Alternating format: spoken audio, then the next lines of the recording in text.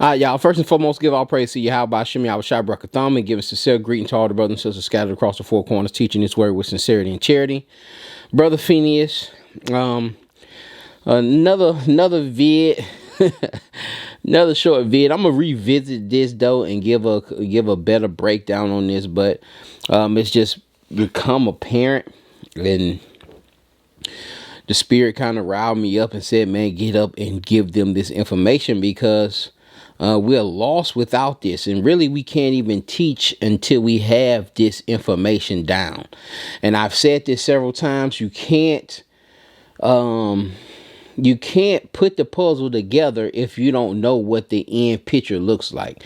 Anytime you're trying to put a puzzle together, anytime you're trying to bring these scriptures, and that's what the scriptures are. It's a puzzle. You use the different precepts to put these pieces together to make this end vision. But if you don't have the end vision, if you don't know what that looks like, then you're going to put the puzzle together improperly. So I really want to talk about what salvation looks like, what the millennial reign looks like, and what the kingdom. What is the kingdom? What is salvation? What is the millennial reign? Are they all the same? Or are they different? You see what I'm saying? And so we really need to know that. And I'm going to show you the problem with that. Now, this is fresh. This is fresh. This what kind of got me up and said, man, let me just go ahead and do this real quick. Let me let y'all see this. To the Israelites. That's a fact, and everybody needs to understand that. So Revelation 21:4 is specifically to the Israelites. This is true. Because it says, and God shall wipe away all tears. The heathens will be in captivity, so this can't apply to them. And there shall be no more death. There will still be a food chain. Isaiah 26 says we'll be having the feast of the choicest meat. So animals will still die. There will be a food chain. The wolf also shall dwell with the lamb, and the leopard shall lie down with the kid, and the calf and the young lion and the fatling together, and a little child shall lead them. And the cow and the bear shall feed, their young ones shall lie down together, and the lion shall eat straw like the ox, and the sucking child shall play in the hole of the asp, and the weaned child shall put his hand on the cockatrice's den.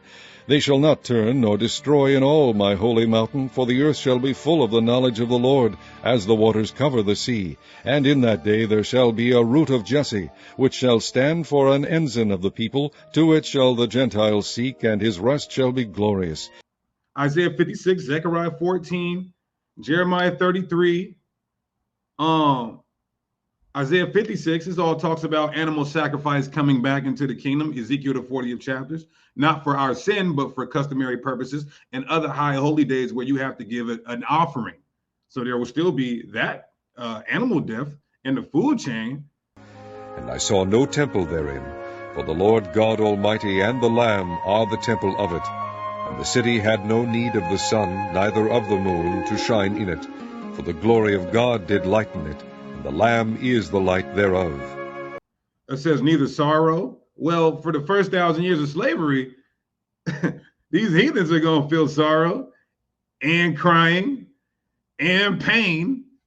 I know my slaves are going to feel some pain. They're going to get 39 lashes every damn day, right?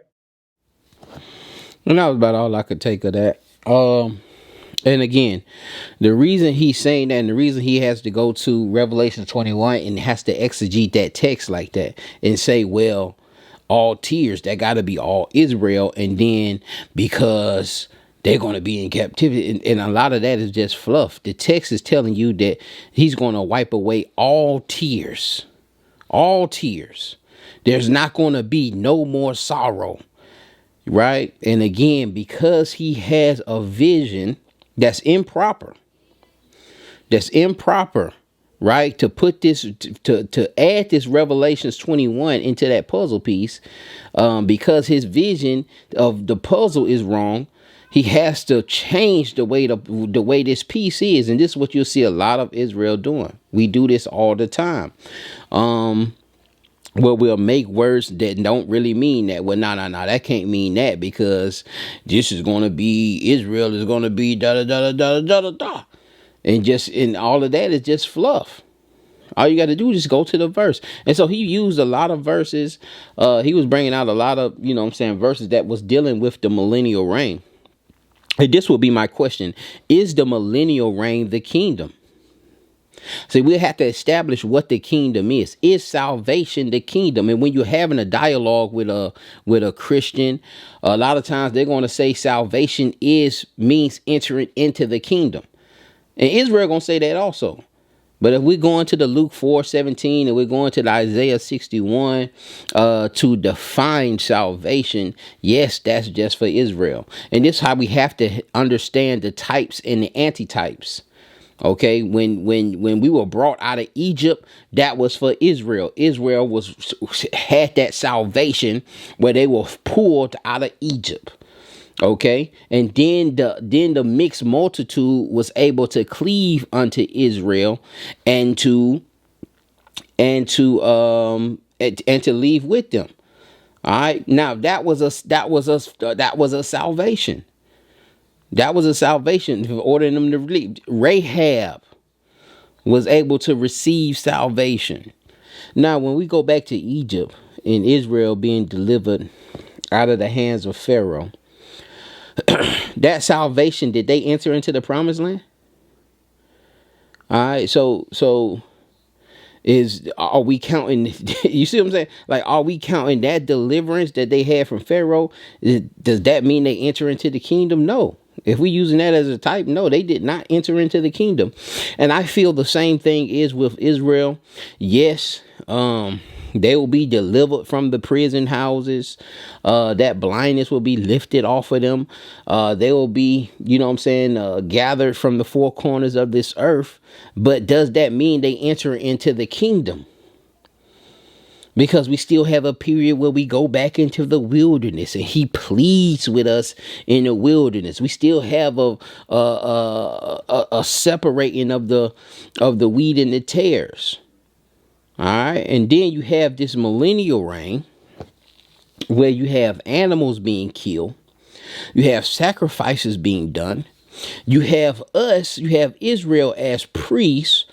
All right. And you have the other nations keeping the tabernacles in the millennial reign. Nobody argues that these people are that everyone's going to be in the millennial reign. Keeping tabernacles, keeping the Sabbaths and the new moons, making sacrifice, seeing animals dying. And see, these are all the things, all the precepts that we've seen Deacon bring out were precepts that dealt with the millennial reign. But there's a separation. Okay, there's a deliverance from the four corners of this earth, which I would consider a salvation. And then there is a wilderness. Then there's a millennial reign. Okay, there's a wilderness. There's a Jacob's trouble. There's a millennial reign. There is also a kingdom.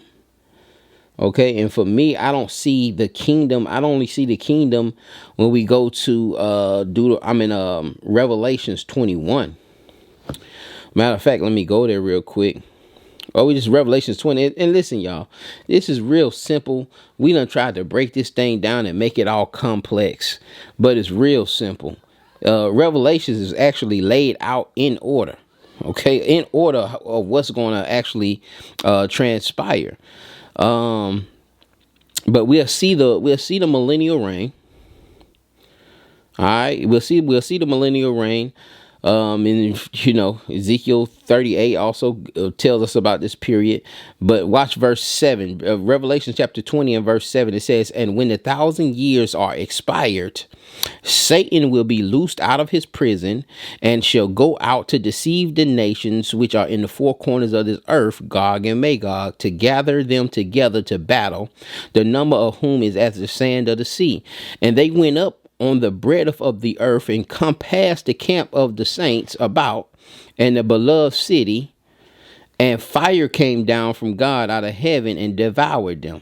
And the devil that deceived them was cast into the lake of fire and brimstone, where the beast and the false prophet are, and shall be tormented day and night forever."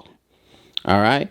"And I saw a great white throne, and him that sat on it, whom the face of this earth and the heaven fled away, and there was found no place for them. I saw the dead, small and great, stand before God, and the books were open. Another book was open, which was the book of life. And the dead were judged out of those things which were written in the books according to their works. So we see the judgment actually happening after the 1,000 years. After the 1,000 years, we see a judgment happen. We see in the dead, and this is part of that second resurrection. We see that dead coming up out of the sea, and they're being judged out of the book of life according to their works. Verse 13, and the sea gave up the dead which were in it, and the death and hell delivered up the dead which were in them, and they were judged every man according to their works. And death and hell were cast into the lake of fire. This is the second death. It says death and hell. At this point, death has been cast into the lake of fire, meaning there will not be any more death. And whosoever was found written in the book of life and whosoever was not found written in the book of life was cast into the lake of fire. Okay. Now watch Revelation 21. And I saw a new heaven and a new earth, for the first heaven and the first earth were passed away. Again, you shall keep these laws. We break this thing out all the time, man. You're going to keep these laws, statutes, and commandments. What's that? Matthew 5:17. Let me bring that out real quick. Yeah, I really want to spend a lot of time on this, man. Think not that I've come to destroy the law or the prophets. I've not come to destroy, but to fulfill. For verily I say unto you, till heaven and earth pass, one jot or one tittle shall no wise pass from the law, till all be fulfilled. Okay. And so this is really a sign of all being fulfilled when we're reading Revelations 21, and it says, I see a new heaven and a new earth. Okay. So now you're not dealing with the law, man. Those people that are making it into this new heaven, this new Jerusalem that's coming down. I've seen brothers break this thing down saying that this Israel coming down out of the sky, man. Come on, y'all. Come on, y'all, man. And again, this is because we don't have the proper picture. All right. And it says, and I seen a holy city, New Jerusalem, coming down, verse 2, from God out of heaven, prepared as a bride adorned for her husband. And I heard a great voice out of heaven saying, behold, the tabernacle of God is with men, and he will dwell with them, and he shall be their people, and God himself shall be with them and be their God. And God shall wipe away all the tears from their eyes, and there shall be no more death, neither sorrow. And this is where you'll get a lot of those precepts.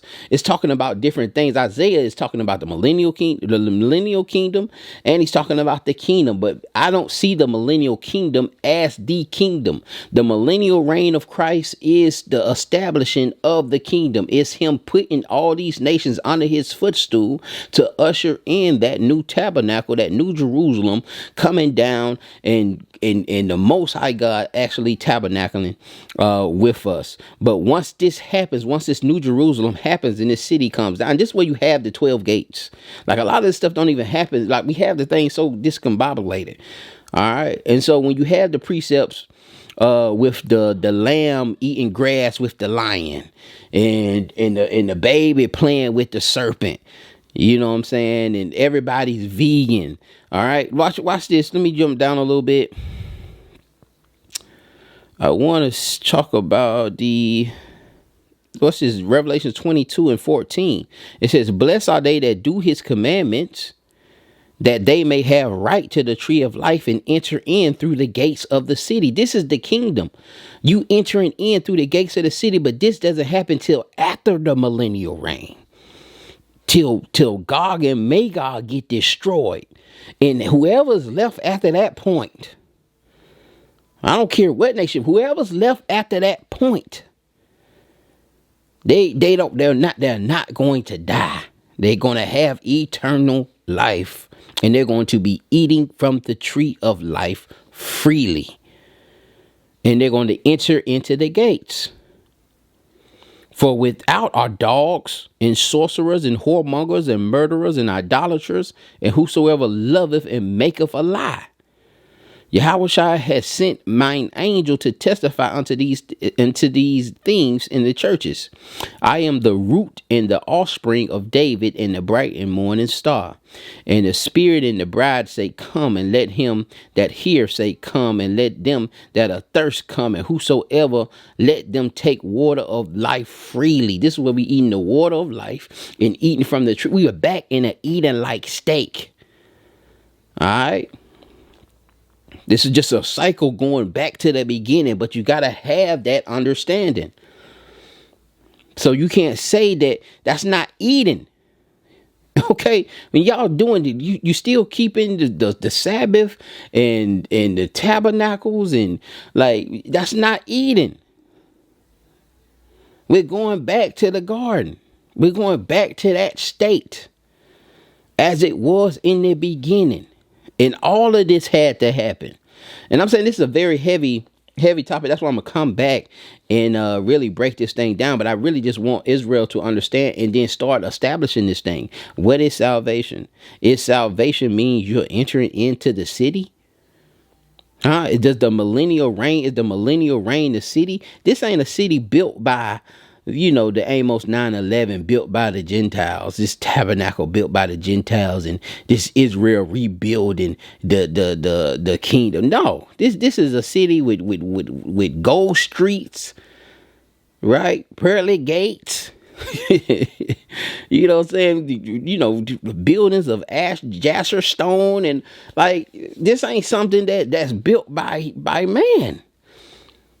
This is a new temple, a new kingdom being brought down. New Jerusalem, Shalakia, New Jerusalem being brought down from the heavens.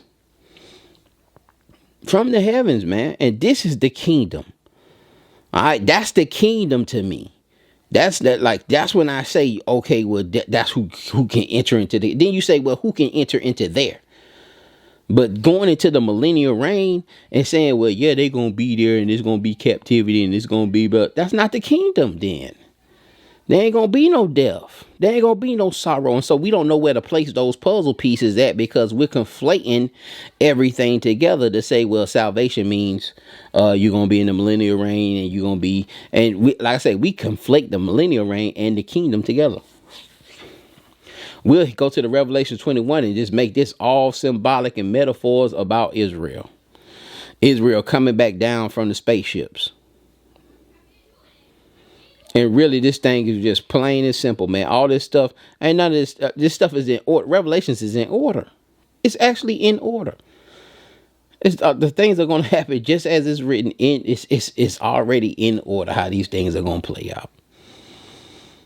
And just like we say right here, even I think it's 1 Corinthians 15. Let me make sure though. The last enemy. Last enemy is death. And he will destroy the last enemy, who is death.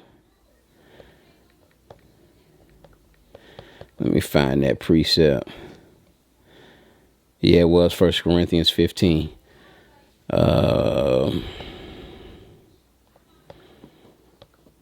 And that's what and that's what it shows you. And then once that happened, then you seen the books being open.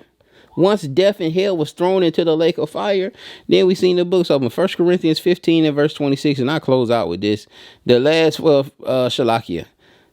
He giving it to you, verse 24. He says, then cometh Shalakia. Well, I need to go up. It says, verse 21, it says, for since by man death, 1 Corinthians 15:21, for since by man came death, by man came also the resurrection of the dead. Verse 22, for as in Adam all die, even so in Christ shall all be made alive, but every man in his own order.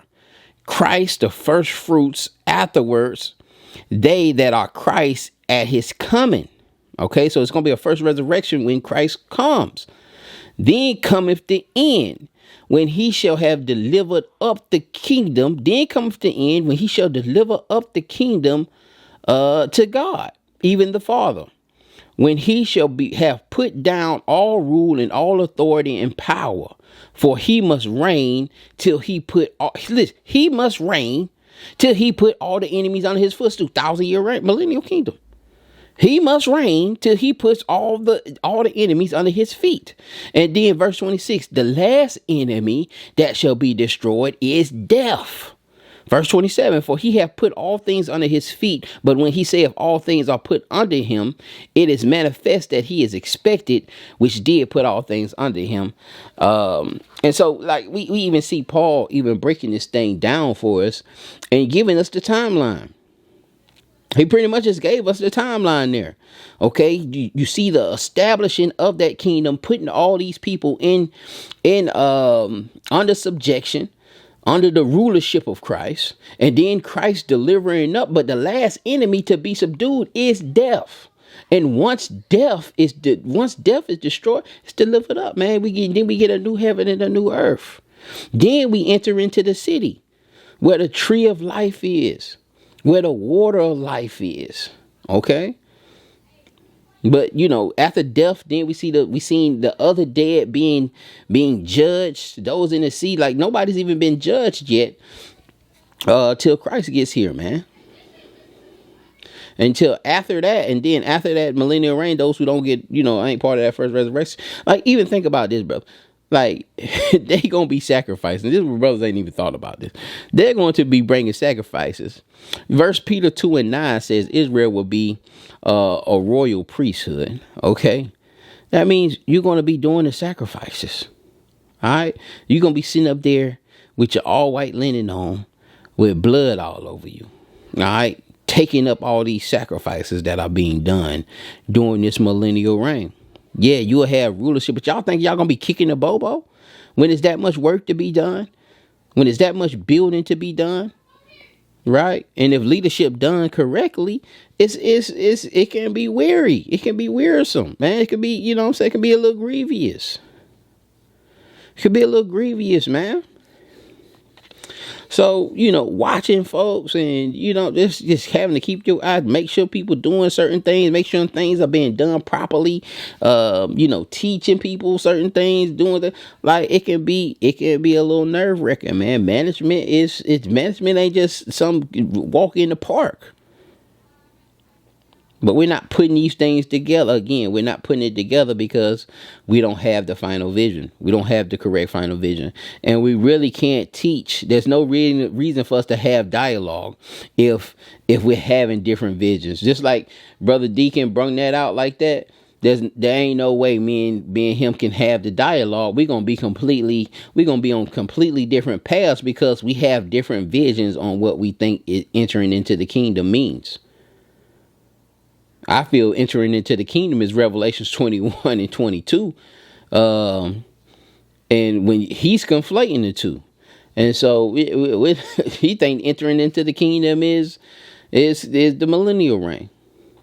And, he was doing some things with that too. But that video with GMS, I think with him battling GMS. So I just had to give y'all that, man. Like I say, even me just freestyling off the dome, it's a little lengthy.